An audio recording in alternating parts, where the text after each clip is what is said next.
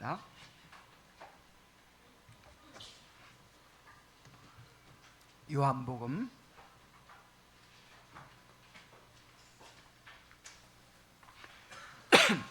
요한복음 9장 18절로 34절의 말씀입니다. 요한복음 9장 18절로 34절의 말씀을 읽을 때 하나님의 말씀을 들으십시오. 유대인들이 그가 맹인으로 있다가 보게 된 것을 믿지 아니하고 그 부모를 불러 묻되 이는 너희 말에 맹인으로 났다 하는 너희 아들이냐? 그러면 지금은 어떻게 해서 보느냐? 그 부모가 대답하여 이르되 이 사람이 우리 아들인 것과 맹인으로 난 것을 아나이다. 그러나 지금 어떻게 해서 보는지 또는 누가 그 눈을 뜨게 하였는지 우리는 알지 못하나이다. 그에게 물어보소서. 그가 장성하였으니 자기 일을 말하리이다. 그 부모가 이렇게 말한 것은 이미 유대인들이 누구든지 예수를 그리스도로 시인하는 자는 출교하기로 결의하였으므로 그들을 무서워함일라라. 이러므로 그 부모가 말하기를 그가 장성하였으니 그에게 물어보소서 하였더라. 이에 그들이 맹인이었던 사람을 두 번째 불러 이르되 너는 하나님께 영광을 돌리라. 우리는 이 사람이 죄인인 줄을 아노라. 대답하되 그가 죄인인지 내가 알지 못하나 한 가지 아는 것은 내가 맹인으로 있다가 지금 보는 그것이니이다. 그들이 이르되 그 사람이 내게 무엇을 하였느냐? 어떻게 내 눈을 뜨게 하였느냐? 대답하되 내가 이미 일렀어도 듣지 아니하고 어찌하여 다시 듣고자 하나이까? 당신들도 그의 제자가 되려 하나이까? 그들이 욕하여 이르되 너는 그의 제자이나 우리는 모세의 제자라. 하나님이 모세에게는 말씀하신 줄을 우리가 알거니와 이 사람은 어디서 왔는지 알지 못하노라. 그 사람이 대답하여 이르되 이상하다. 이 사람이 내 눈을 뜨게 하였으되 당신은 그가 어디서 왔는지 알지 못하는도다. 하나님이 죄인의 말을 듣지 아니하시고 경건하여 그의 뜻대로 행하는 자의 말은 들으시는 줄을 우리가 아나이다. 창세 이후로 맹인으로 난 자의 눈을 뜨게 하였다 함을 듣지 못하였으니 이 사람이 하나님께로부터 오지 아니하였으면 아무 일도 할 수 없으리이다. 그들이 대답하되 이르되 내가 온전히 죄 가운데서 나서 우리를 가르치느냐 하고 이에 쫓아내어 보내니라. 아멘.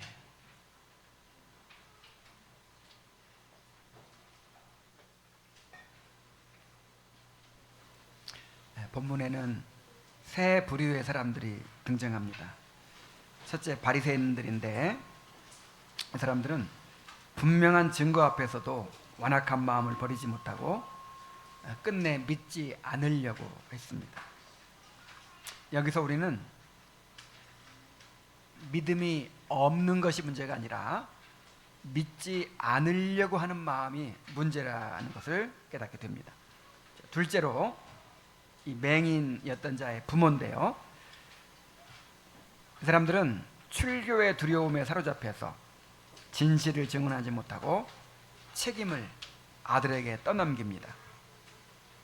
두려움은 비겁한 사람이 되게 하고 결국 증거의 기회를 잃게 만듭니다. 셋째로 고침받은 맹인입니다. 이 사람은 자신이 받은 은혜를 숨기지 않고 담대히 증거합니다. 은혜의 체험이 확실하다면 지식이 부족해도 사람들의 두려운 압박 속에서도 담대하게 주님을 증거할 수 있습니다. 이 말씀은 우리를 깊이 돌아보게 합니다.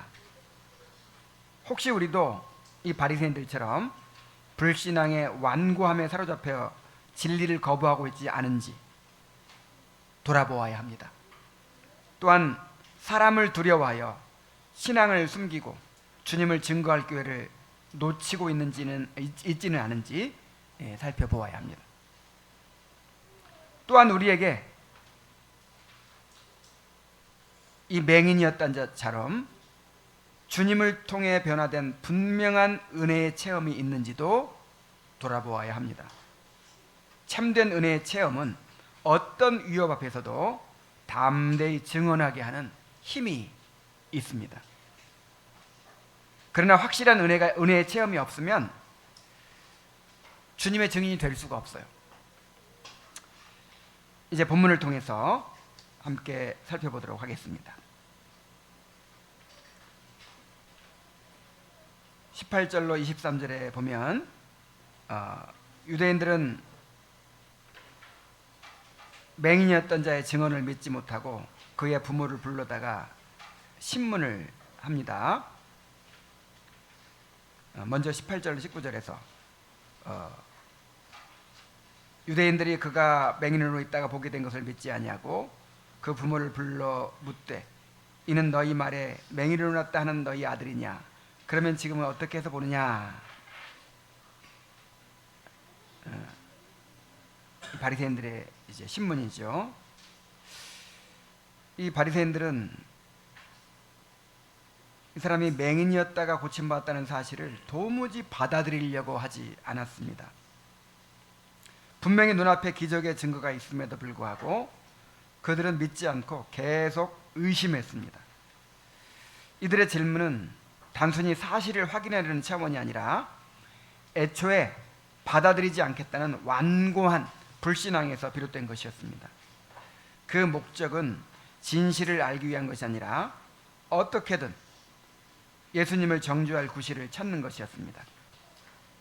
자, 이 사람들을 통해서 볼 때 인간의 불신앙이 단순히 지식의 부족이 문제가 아니라는 것을 알 수 있어요. 마음이 죄로 굳어져 있는 것이 문제임을 보여줍니다. 은혜의 역사가 눈앞에 있어도 믿지 않기로 작정한 사람은 결코 믿지 않는 것입니다. 그래서 맹인이었던 자의 증언을 받아들이지 않고 또 그의 부모를 불러다가 신문을 합니다. 그들의 질문은 두 가지였죠. 첫째는 사실 확인입니다. 이 사람이 정말로 날 때부터 맹인이었다는 너희 아들이냐? 혹시 꾸며낸 이야기이기를 바라는 마음으로 따져 묻는 것입니다. 둘째는 원인 추궁입니다.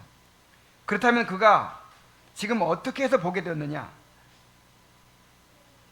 만일 정말로 태어날 때부터 맹인이었다면 그가 눈을 뜨게 된 원인이 무엇인지를 밝혀내려는 것입니다. 그들은 이 과정에서 어떻게든 율법을 범한 증거를 잡아서 예수님을 올가매고 정죄하려고 했습니다.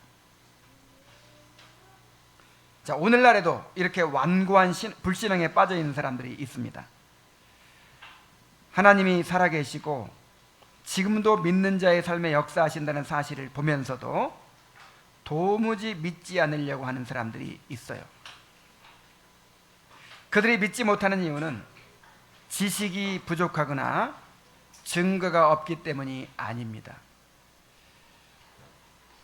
하나님이 없다 이렇게 생각하는 사람들이 있죠. 여러분, 하나님이 없는 증거를 찾을 수 있을까요? 하나님이 없다는 것을 입증할 수 있을까요?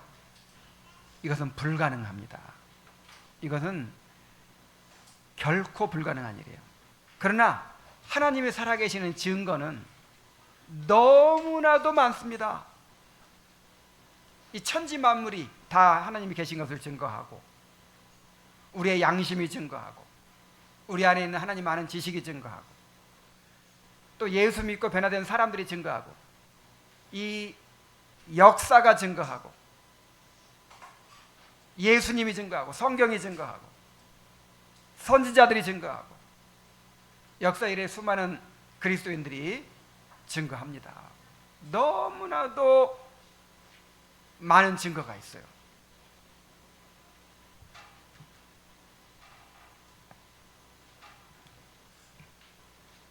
믿고자 하는 마음이 있으면 얼마든지 믿을 이유를 발견할 수 있습니다.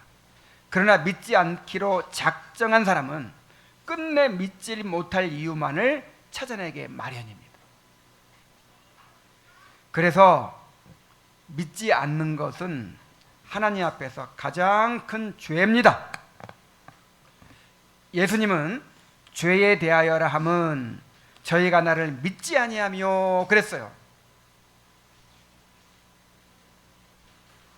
히브리서 기자는 형제들아 너희는 삼가 혹 너희 중에 믿지 아니하는 악한 마음을 품고 살아계신 하나님에게서 떨어질까 두려워하라고 했습니다. 자, 믿지 아니하는 악한 마음이라고 했어요. 믿지 않는 것은 악한 마음입니다. 이 죄 중에서도 이 근본적인 죄가 있어요. 이 죄의 뿌리가 되는 죄가 있어요. 이 불신앙의 죄는 바로 모든 죄악을 낳는 뿌리가 되는 죄입니다. 내가 아직 믿지 못하고 있다면, 내 안에 믿지 않으려는 악심이 있지 않은지 정직하게 돌아보게 되기를 바랍니다.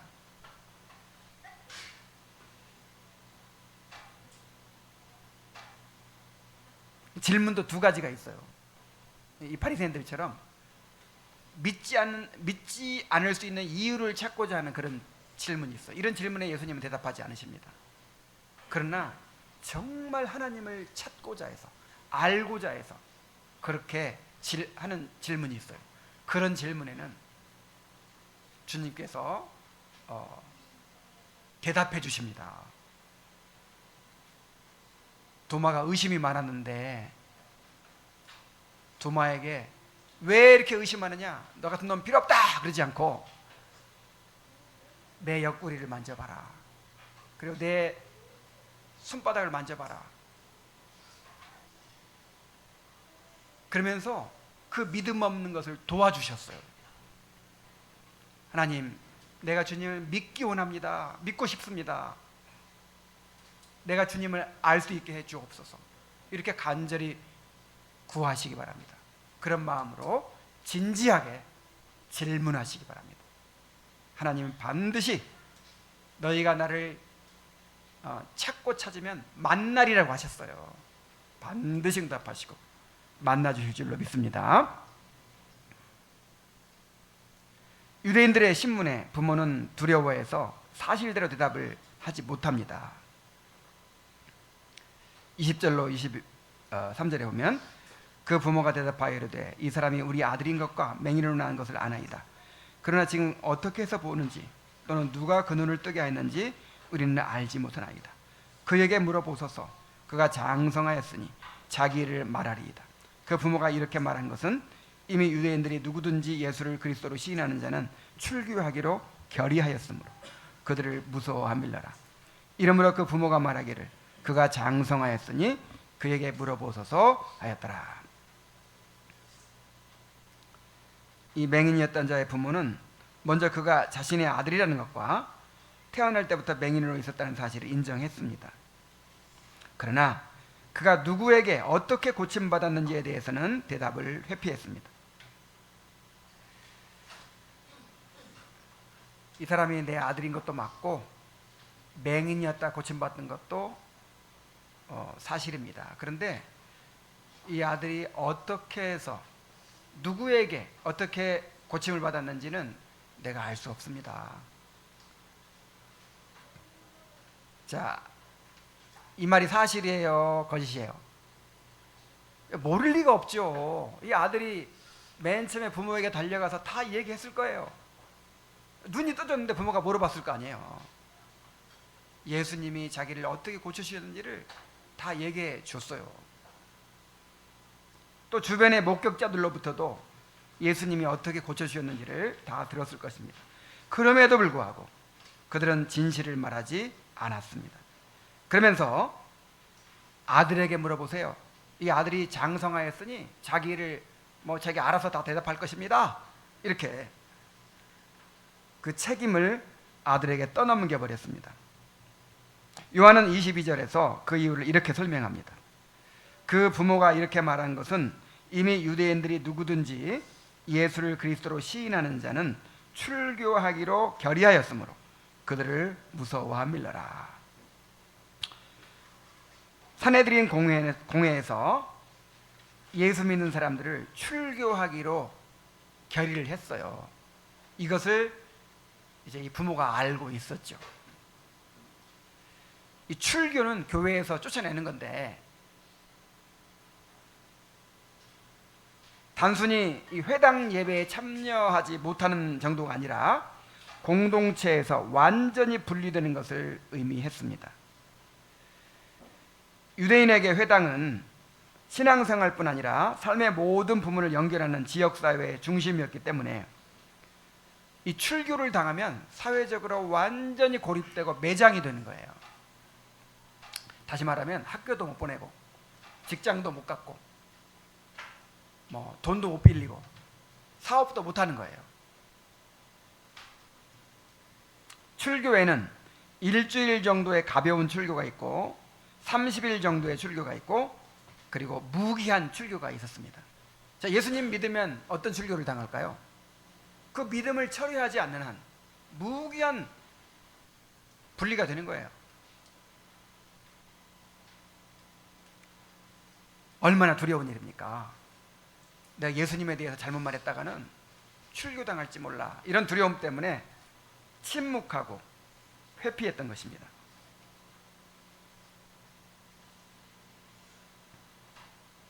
일부 주석가들 가운데는 부모가 대답을 회피하고 아들에게 떠넘긴 것은 유대인들의 위협 앞에서 불필요한 논쟁을 피하고 지혜롭게 대처한 것이다 라고 긍정적으로 평가하는 이들도 있습니다. 그러나 어떻게 생각해도 이것은 분명히 비겁한 행동이었습니다. 여러분, 이 맹인이었던 자가 너무나도 큰 은혜를 받았죠.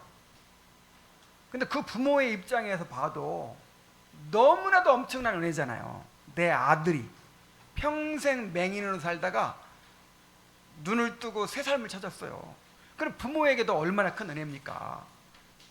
부모도 은혜 받은 거예요. 그러면 그 은혜를 증거해야죠. 그러나 두려움 때문에 그 은혜를 증거하지 못하고 침묵했습니다. 그리고 아들에게 책임을 떠넘겼습니다. 자, 아들이 내가 말 잘못했다가 출교당할 것이 두려우면 자, 아들이 만약에 말 잘못해가지고 또 출교당하면 어떡해요? 오늘 우리에게도 이 부모와 같은 연약함이 있을 수 있습니다. 신앙을 드러내면 불이익을 당할까봐 두려워서, 사람들과의 관계가 불편해질까봐 두려워서 예수님을 증거하지 못할 때가 있습니다. 그러나 자신의 신앙을 드러내야 할 순간에 침묵하는 것은 결국 비겁한 회피가 될 수 있습니다. 하나님께서 주신 증언의 기회를 잃어버리는 일이 될 수 있습니다. 예수님은 누구든지 사람 앞에서 나를 시인하면 나도 하늘에 계신 내 아버지 앞에서 저를 시인할 것이요, 누구든지 사람 앞에서 나를 부인하면 나도 하늘에 계신 내 아버지 앞에서 저를 부인하리라고 하셨습니다. 그러므로 우리는 사람들에게 미움받고 손해를 보더라도 담대히 신앙을 고백하고 예수님을 증거하는 자들이 되어야 합니다. 이제 24절로 34절에서 위협 가운데서도 담대하게 증언하는 이 고침받은 맹인의 모습을 볼 수 있습니다. 먼저 부모에게서 원하는 대답을 얻지 못하자 바리새인들은 이 맹인이었던 사람을 두 번째로 불러서 신문을 합니다. 24절로 25절에 보면 이에 그들이 맹인이었던 사람을 두 번째 불러 이르되 너는 하나님께 영광을 돌리라. 우리는 이 사람이 죄인인 줄을 아노라. 대답하되 그가 죄인인지 내가 알지 못하나 한 가지 아는 것은 내가 맹인으로 있다가 지금 보는 그것이니이다.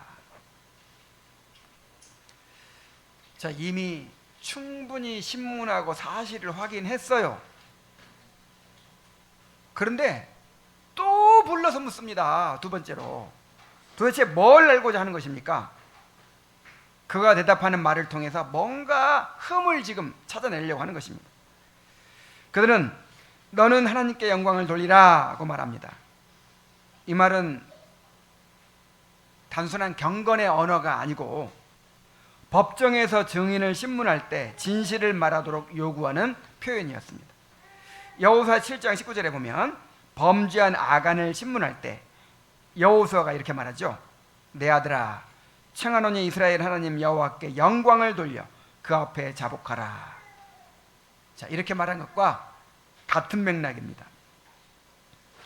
너는 하나님께 영광을 돌리라. 이 말은 진실을 말해라. 하나님 앞에서 진실을 말해라. 그 말이죠. 자, 그런데 그 뒤에 뭐라고 덧붙였어요?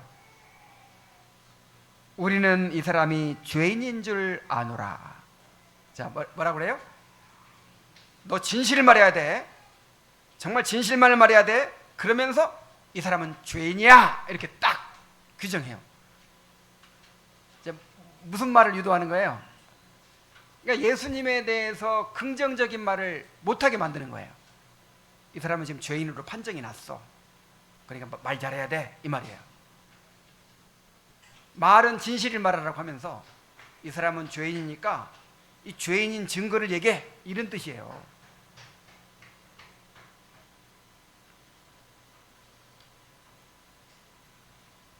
말 한마디 잘못하면 출교를 당할 수 있는 상황에서 사내들인 공회가 이미 예수님을 죄인으로 판단하고 있다고 판단하고 있다는 사실을 알고 있는 상황에서, 자, 어떻게 그들 앞에서 예수님을 변호하는 말을 할 수 있겠습니까?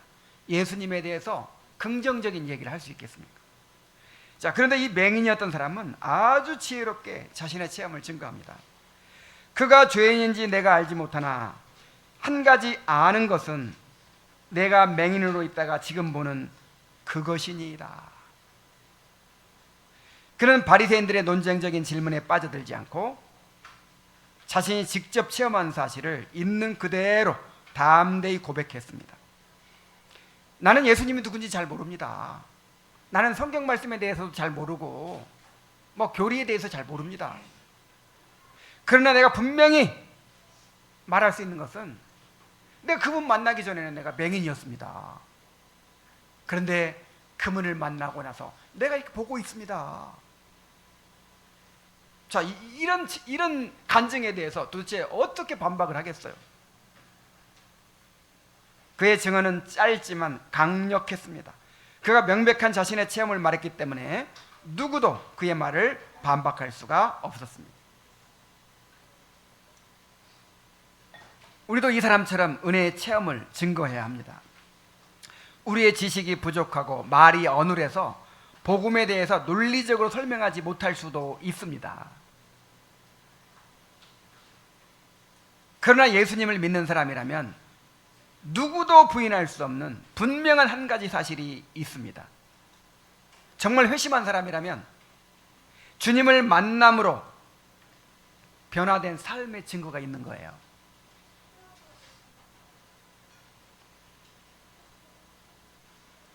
회심한 신자라면 누구라도 내가 예수님 믿기 전에는 어떤 삶을 살았었는데 예수님 믿고 나서 이렇게 변화되었습니다 라고 증거할 수 있습니다.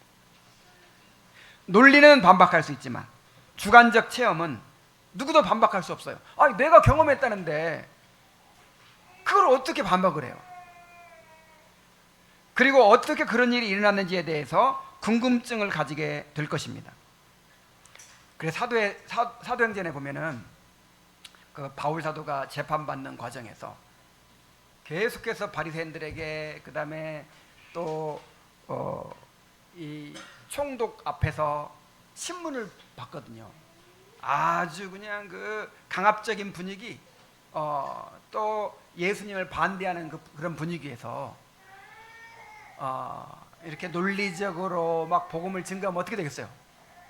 그 사람이 들으려고도 하지 않을 것이고 또 막 반박을 하고 막 하겠죠. 바울이 3번이나 간증을 합니다. 내가 이전에는 이런 삶을 살았습니다. 내가 바리새인이었고 내가 예수님을 핍박하는 사람이었습니다. 내가 교회를 미워하는 사람이었습니다. 그런데 내가 어느 날 예수님을 만났습니다.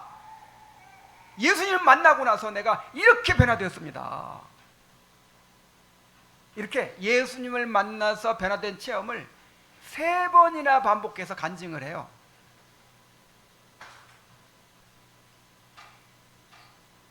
이것은 많은 지식이 필요가 없어요. 말 잘하는 것도 필요가 없어요. 내가 경험한 거잖아요.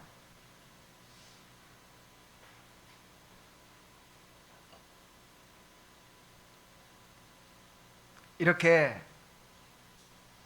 예수님을 통해서 경험한 은혜를 담대하게 증거할 수 있기를 바랍니다. 계속되는 압박에도 맹인이었던 사람은 조금도 굴하지 않고 자신이 믿는 바를 담대히 증거합니다. 26절로 34절에 오면 그들이 이르되 그 사람이 내게 무엇을 하였느냐, 어떻게 내 눈을 뜨게 하였느냐, 대답하되 내가 이미 일러서 듣지 아니하고 어찌 다시 듣고자 하나이까, 당신들도 그의 제자가 되려 하나이까. 그들이 욕하여 이르되 너는 그의 제자이나 우리는 모세의 제자라. 하나님이 모세에게는 말씀하신 줄 우리가 알거니와 이 사람은 어디서 왔는지 알지 못하노라. 그 사람이 대답하여 이르되 이상하다. 이 사람이 내 눈을 뜨게 하였으되 당신들은 그가 어디서 왔는지 알지 못하는도다. 하나님이 죄인의 말을 듣지 아니하시고 경건하여 그의 뜻대로 행하는 자의 말을 들으시는 줄을 우리가 아나이다. 창세 이후로 맹인으로 난 자의 눈을 뜨게 하였다 함을 듣지 못하였으니 이 사람이 하나님께로부터 오지 아니하였으면 아무 일도 할 수 없으리이다. 그들이 대답하되 이르되 내가 온전히 죄 가운데 나서 우리를 가르치느냐 하고 이에 쫓아내어 보내니라. 자, 유대인들은 어떻게든 예수님을 정죄할 거리를 찾으려고 다시 그에게 묻습니다. 이제 그의 은혜의 체험을 부인할 수 있어요, 없어요? 아이, 눈은 맹인이었다가 떴다는데 그거 거짓말이야, 이게 할 수가 없어요. 반박할 수가 없어. 이제 그래서 그렇다면 어떻게 뜨게 하였느냐, 이걸 물어보는 거예요. 그러자 그는 지혜롭게 되받아칩니다. 내가 이미 말씀드렸는데도 왜 믿지 못하고 또 물으십니까? 왜 다시 들으려고 하십니까? 혹시 당신들도 그분의 제자가 되려고 하는 거 아닙니까? 자, 유대인들이 얼마나 예수님을 지금 시기하고 그냥 미워하고 무시하고 있는지 알면서 보기 좋게 한 방 먹인 거예요. 그냥 발작을 하죠. 발작 버튼을 눌렀어요. 이에 화가 난 그들은 버럭 화를 내면서 욕을 퍼붓기 시작합니다. 너는 그의 제자이나 우리는 모세의 제자라. 그리고 이어서 하나님이 모세에게는 말씀하신 줄을 우리가 알거니와 이 사람은 어디서 왔는지 우리가 알지 못하노라. 자, 어느새 공수가 바뀌었어요. 지금 맹인이었던 사람은 다시 한번 그들의 급소를 찌릅니다. 그들의 말,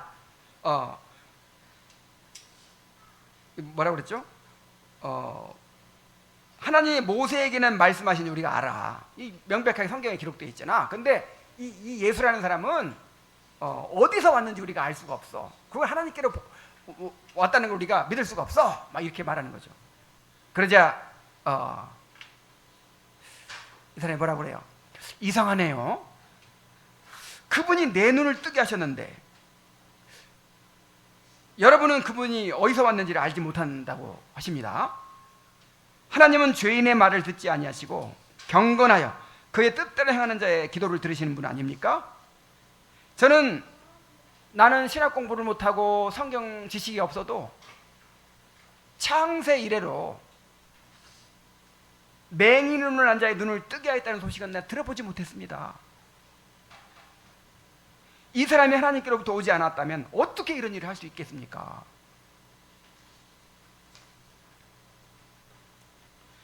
이 맹인이었던 사람은 율법학자들이나 바리새인도 부정할 수 없는 객관적 사실을 지혜롭게 제시합니다. 단순한 체험의 고백이 이제는 분명한 신앙의 변증으로 발전한 것입니다. 내가 변화된 사실이 너무 확실하니까 이건 부인할 수가 없잖아요. 그러니까 예수님을 자신 있게 또 변증할 수도 있는 거예요. 이에 바리새인들은 더 이상 반박할 말이 없자, 자, 논리적으로 반대할 수 없으니까 어떻게 해요? 네가 온전히 죄 가운데 나서 우리를 가르치느냐? 하면서 소리를 치면서 그를 쫓아내버렸다고 했어요. 여기서 죄 가운데 났다는 말은 그가 맹인으로 태어난 것을 죄의 결과로 단정하는 표현입니다. 맹인의 증언에는 잘못된 것이 전혀 없었음에도 대답이 맡긴 그들은 죄인으로 태어난 주제에 감히 우리를 가르치려 하느냐 하면서 억지로 몰아붙여서 결국 출교 처분을 내린 거예요. 이 바리새인들은 구약 성경의 정통한 자들이었습니다. 만일 역사 속에 이러한 일이 단 한 번이라도 있었다면 반박할 수 있었겠죠. 그러나 그들의 마음에 떠오른 것은 오히려 메시아가 오시면 맹인의 눈을 뜨게 하시고 귀머거리의 귀를 열어주실 것이라는 예언들이었습니다. 예수님은 바로 그 구약의 예언들을 실제로 성취하신 것입니다. 그러므로 예수를 메시아로 인정하지 않고 오히려 죄인으로 정죄한 그들의 주장은 성경적 근거조차 없는 억지 논리에 불과했습니다. 반면 맹인이었던 이 사람은 참으로 지혜와 용기가 있는 사람이었습니다. 그는 사회적으로 천대받는 거지였고 소경으로 태어나 배움의 기회를 제대로 가질 수가 없는 사람이었습니다. 그러나 그는 당대 최고의 지성인들인 바리새인과 당당히 논쟁을 하고 있습니다. 그를 이토록 자신감이 넘치게 만든 것은 예수를 만나 눈이 열린 특별한 체험이었습니다. 그리고 예수님께 대한 신뢰였습니다. 그의 예수님에 대한 인식은 점차 뚜렷해지고 확고해졌습니다. 사람들이 아무리 예수님을 비방해도 그의 확신은 흔들리지 않았고 오히려 더욱 굳세어졌습니다. 그래서 그는 이분이야말로 하나님께로부터 오신 분이 분명하다라고 담대히 선포할 수 있었습니다. 그분이 행하신 일이야말로 그분의 출처를 증명한다는 것이 그의 논리였고, 이 부분만큼은 바리새인들도 부인할 수 없었습니다. 영적인 체험이 있는 사람은 언제 어디서나 확신 가운데 담대히 이렇게 주님을 증거할 수 있습니다. 주님을 만난 분명한 체험은 세상의 비방과 공격 앞에서도 흔들리지 않는 증거가 됩니다.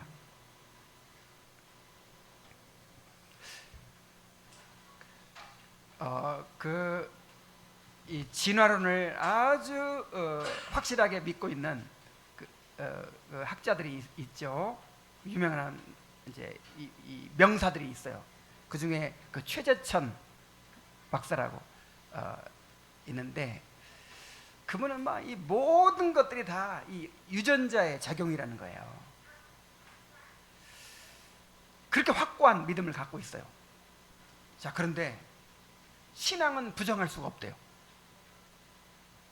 그 신앙을 가진 사람들이 하나님이 계시다고 믿고 또 내세가 있다고 믿고, 그 다음에 그 하나님과의 관계 속에서 뭔가를 경험하고 그렇게 변화되고 그런 것에 대해서 자기는 그걸 부인할 수가 없대요.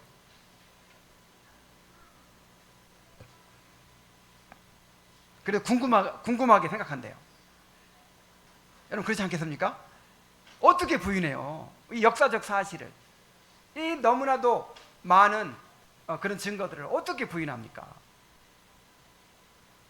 그래서 아무리 똑똑한 사람 있어도요, 우리가 예수님을 증거할 수 있는 거예요.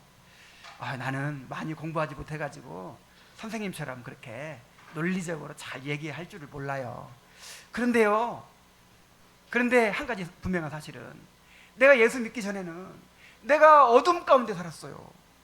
소망도 없고 정말 절망뿐이었고 내 마음속에 미움과 증오가 가득했고 정말 그런 불행한 삶을 살 수밖에 없었어요. 그런데 예수님을 믿고 나서 예수님과 교제하면서 내 삶이 변했습니다. 내가 소망을 가지게 되었고 내 마음이 평화로워졌고 사람들과 좋은 관계를 갖게 되었고 이제 사람들을 사랑할 수 있게 되었고 내가 자신감을 가지고 도전하고 그렇게 내 삶을 바꿔갈 수 있게 되었습니다. 내 삶의 가장 큰 기쁨을 발견했습니다. 이런 얘기는 누구라도 할 수 있어요. 그렇죠? 이건 내가 지어낸 얘기가 아니고 내 삶에서 일어난 얘기거든요. 이걸 어떻게 부정할 수 있겠어요? 중요한 것은 여러분에게는 과연 예수님을 만나서 이렇게 변화된 삶의 체험이 있느냐 하는 것입니다. 기도했더니 어떤 병이 고침받았고 막 그런 거 말고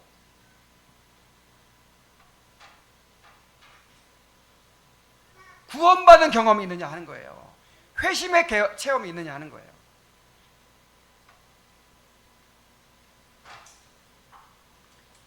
단순히 오래전 한때의 기억으로만 남아있는 것이 아니라 지금도 살아 역사하시는 주님을 경험하는 은혜가 있느냐 하는 것입니다. 사람은 자신이 인상 깊게 경험한 것을 말하게 돼 있어요. 드라마 아주 감명 깊게 재미있게 본 사람은 만나면 무슨 얘기 할까요? 드라마 얘기합니다. 토요일 밤에 새벽까지 프리미어 리그 막 보면서 그냥 뭐 그렇게 인상 깊은 경기를 본 사람은 무슨 얘기 할까요? 아, 어제 말이야 뭐 손흥민이 지금 손흥민이 프리미어 리그는 아니죠. 뭐 손흥민이 뭐 몇 골을 넣었다고 막 이럴 거 아니에요. 아, 요즘 이제 제 나이 정도 되면 손자들이 막 있으니까 만나면 그냥 손자 얘기를 그렇게 막 해요. 아, 우리 손자가 드디어 뒤집었대. 뭐 아무것도 아니네. 아, 드디어 뒤집었대. 뭐 할아버지 했대. 왜 근데 우리가 예수님 얘기를 안 하죠? 예수님을 인상 깊게 경험하고 살지 못해요. 그냥 예수님을 잊어버리고 살아요. 체험이 없어요, 체험이. 그래서 할 말이 없는 것입니다. 이 회심의 체험은 그 한순간으로 끝나는 것이 아니고, 회심은 결혼한 것이고요. 이제 결혼했으면 어떻게 해요? 이제 결혼 생활이 이어지죠. 그래서 우리 자매들 만나면 누구 얘기해요? 남편 얘기하잖아. 남편 얘기하고 또 자식 얘기하고. 왜냐하면 지금 인상 깊게 경험하고 있거든. 늘 예수님과 동행하면서 예수님을 체험하고 사는 사람은 나도 모르는 사이에 무슨 얘기 나와요? 예수님 얘기가 나오게 돼 있어요.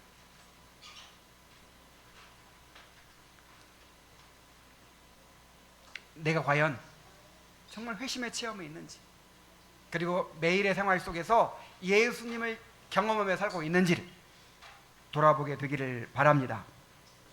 이제 결론입니다. 본문에서 우리는 세 부류의 사람들을 보았습니다. 바리새인들은 분명한 증거 앞에서도 불신앙의 완고함에 갇혀 끝내 진리를 거부했습니다.